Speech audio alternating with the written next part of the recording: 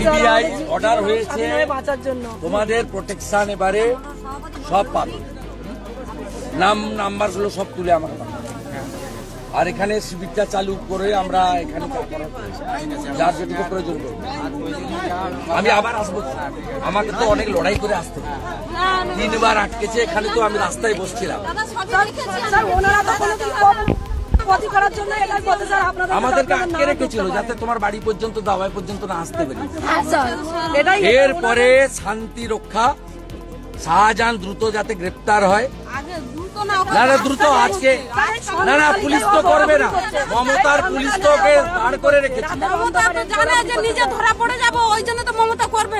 আর মহেশ্বর সর্দার টাকা দিচ্ছে, পাট্টা দিচ্ছে, চুরির মাল যা পারে করুক, তোমরা মাথা নত করবে না।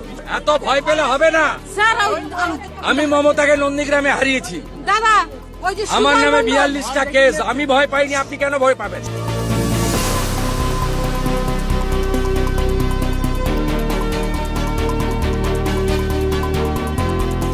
যেন লোকদের মধ্যে নিজেদের দলের নেতা নেত্রীরা গেছে, সিপিএম বিজেপি হাতে হাত ধরে চলছে।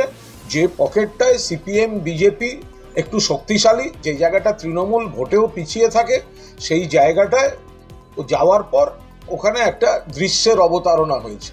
তো এতে নতুন কি আছে? নিজেদের জায়গায় নিজেরা গেছে, নিজেদের সাজানো লোকেরা নাটক করেছে।